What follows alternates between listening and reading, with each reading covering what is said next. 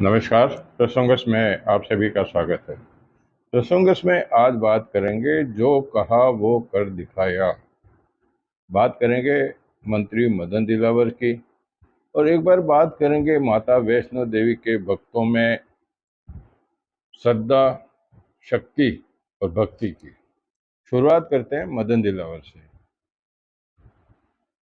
मंत्री मदन दिलावर जहाँ जहाँ भी जाते हैं वहाँ सबसे पहले वो सफाई को प्राथमिकता देते हैं, यानी कि खुद ग्रामीण क्षेत्रों में, ग्राम पंचायत क्षेत्र में भी जब जाते हैं तो विशेष रूप से उनका फोकस सफाई पर रहता है कि गाँव में सफाई है या नहीं है। पिछले एक पखवाड़े पहले कोटा संभाग में थे, तब उन्होंने कहा था कि अगर मैं ग्राम पंचायतों को सरकार की तरफ से हर माह एक निश्चित राशि सफाई के पेटे दी जाती है, लेकिन सरपंच अपने राजनीतिक उद्देश्य से उसको विकास कार्यों में लगा देते हैं, जिससे सफाई का कार्य नहीं हो पाता है। साथ ही ग्रामीणों ने भी उनसे कहा था कि हमने तो हमारे गांव में सफाई कर्मी को आज तक नहीं देखा।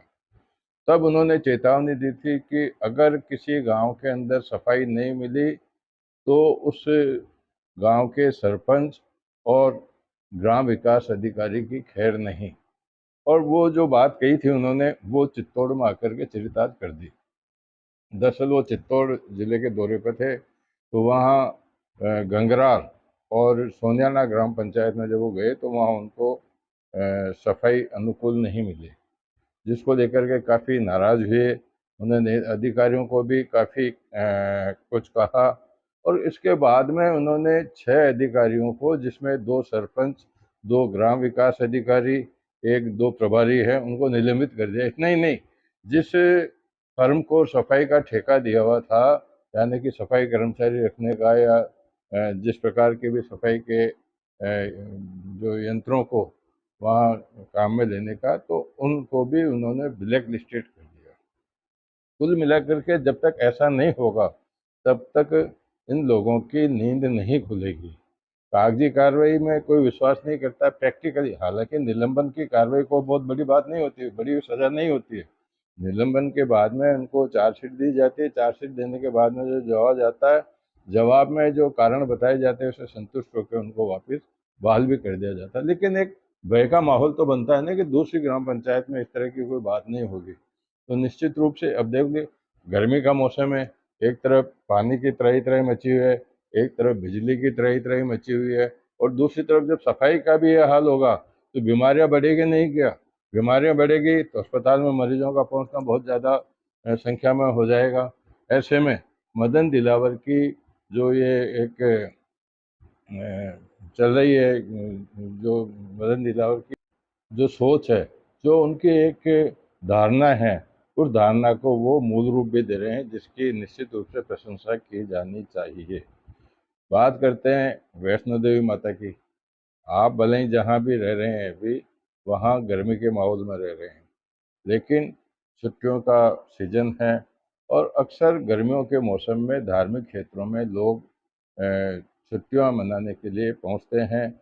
इसी को लेकर के अब हालांकि 2 मई को और 4 मई को केदारनाथ धाम और बद्रीनाथ धाम के पट खुलेंगे, लेकिन इससे पहले वैष्णो देवी माता के भक्तों की जज्बे की बात करते हैं कि जहां भक्तों का निरंतर पहुंचना जारी है।